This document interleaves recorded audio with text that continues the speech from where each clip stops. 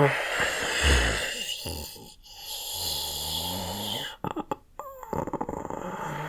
man.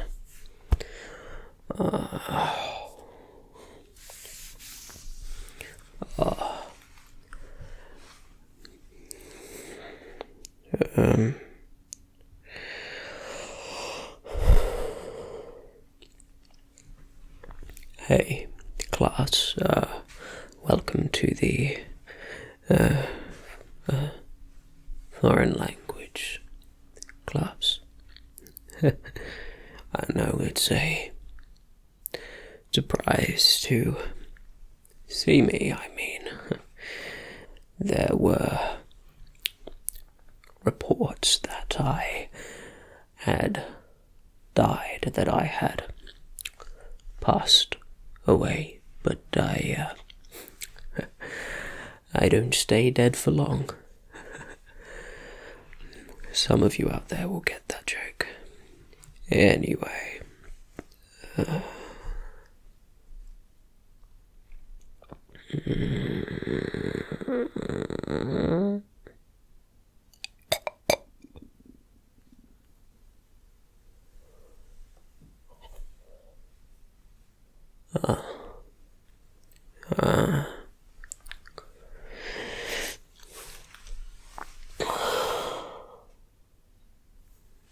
I am your foreign language teacher, and so I will be teaching you foreign language.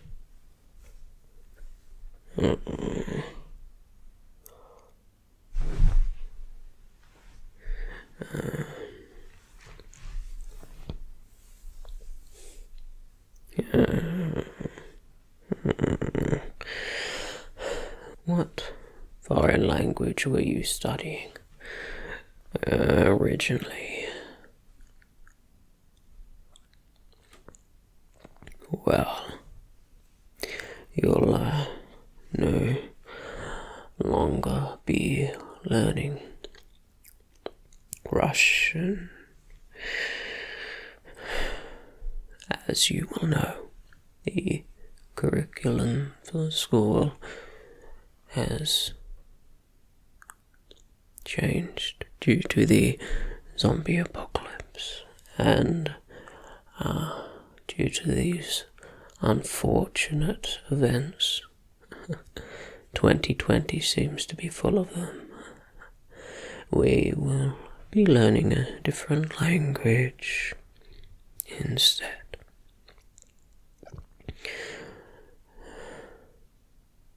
Due to the increased amount of zombies in our population, we will now be learning the zombie language. I know that this is a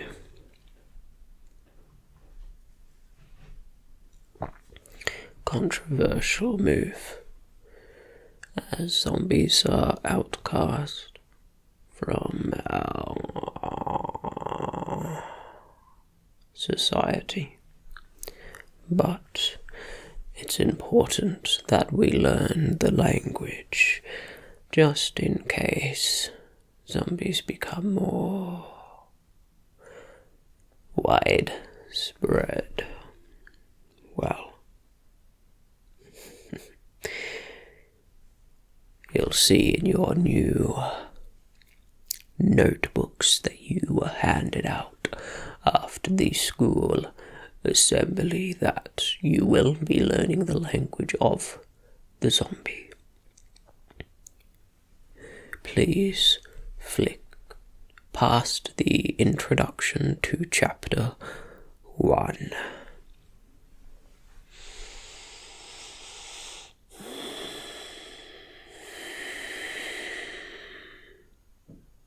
The zombie language is a incredibly difficult and complex, multifaceted tonal language. things can be said in a very short period of time, given the vocal fry, reverberations, pitch, tone, and volume, and sentence structure all alter the meaning of these words. A very short sentence such as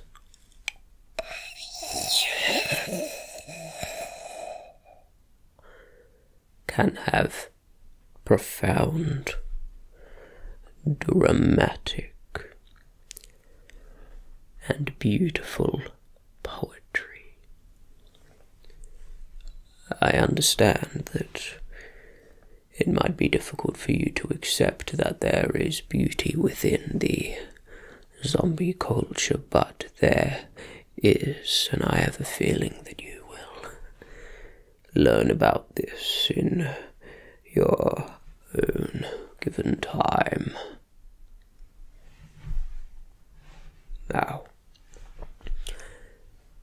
I'd like everyone to flip to the first subsection of Chapter 1, entitled Phonetic Practice. We are going to study the phonetics, the complicated technical language of the zombie. I will be repeating phrases to you, and you will be trying to find them on the unordered mixed list. I will not be reading from start to finish, but instead randomly selecting, and it's your job to decipher what I am saying. It's shown in many studies that the most intuitive way to learn is via deep language immersion. Immersing yourself in a new environment and not being given an option to comprehend or understand anything else. And thus your only option is to adapt or die. Now,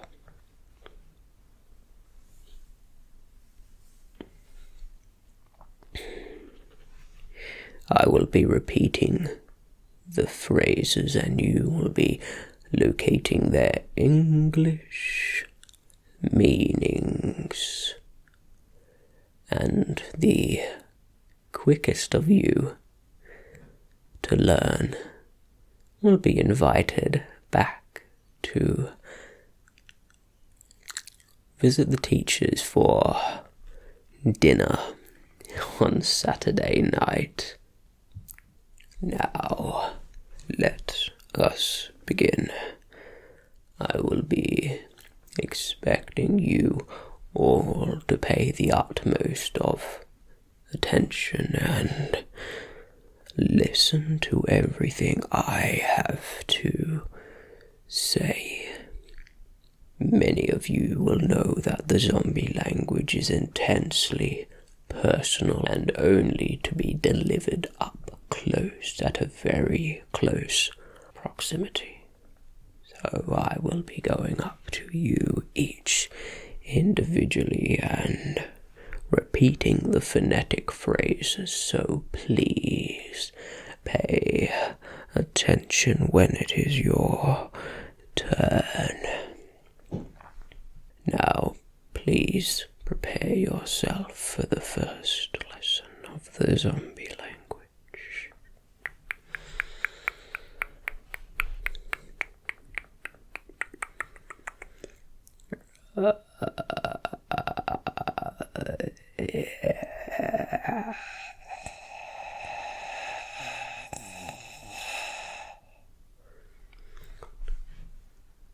Did you understand that one?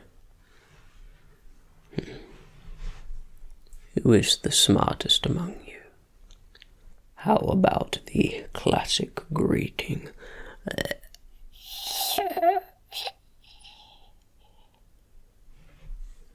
It's a very short, yet guttural and high-pitched sound. You may notice it when you see zombies passing each other, or sometimes showing intrigue.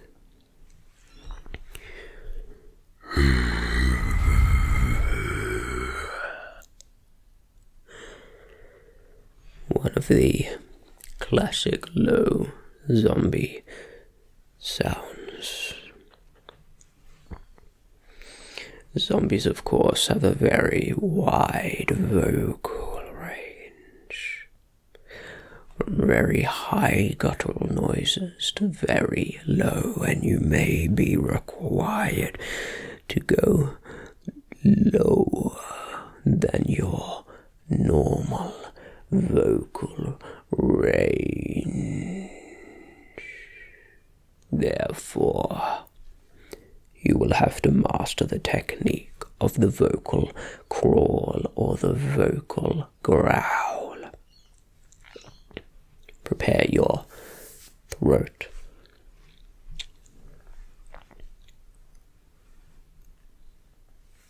When you wish to perform a vocal growl, I'll perform one now.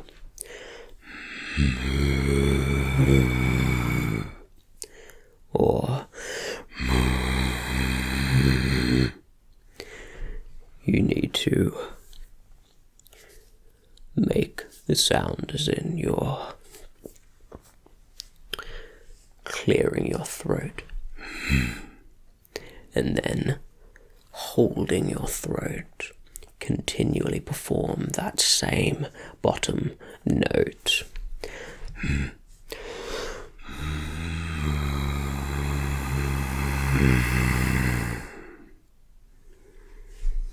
And there you go.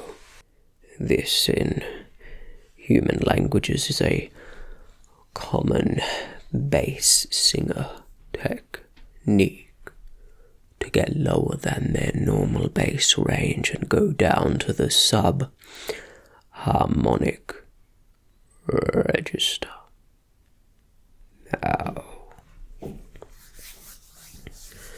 time for us to continue. There are also notes that are slightly higher up, but still performed in the same way.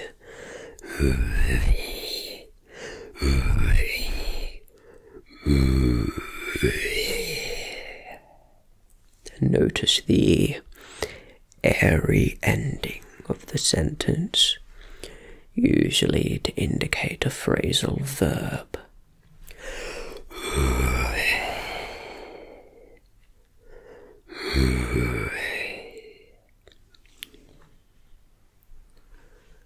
Who amongst you has found that in the text book?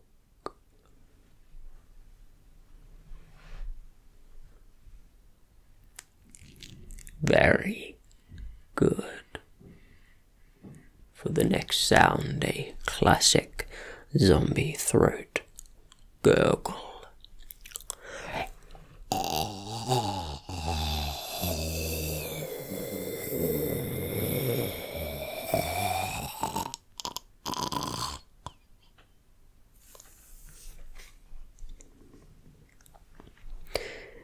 The noises are profoundly beautiful when you learn them, and I will not expect all of you to understand this upon your first study of such a beautiful language, but you are expected to adopt this language and learn it in a very short period of time, as our world is changing. Now, vocal fry is a common technique in the zombie language, And here is an example.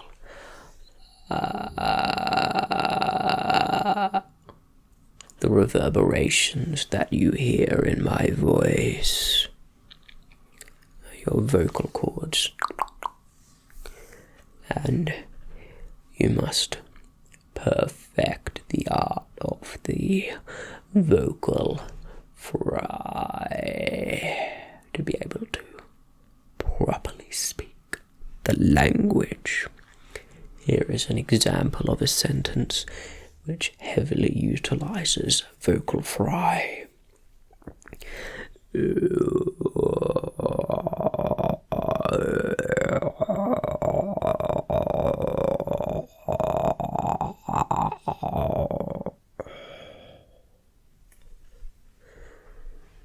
Again, notice the airy ending, also utilized to finish a sentence a little bit like a audible phonetic full stop.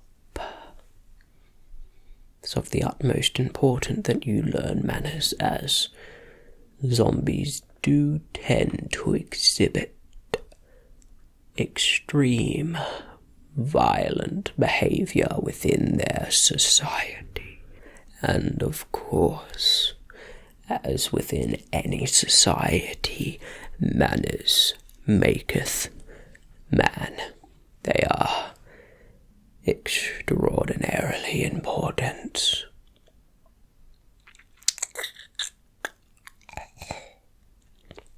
Now you'll likely be familiar with other aspects of the zombie language, which are paramount to understanding. There are flourishes, which people may add in between sentences, such as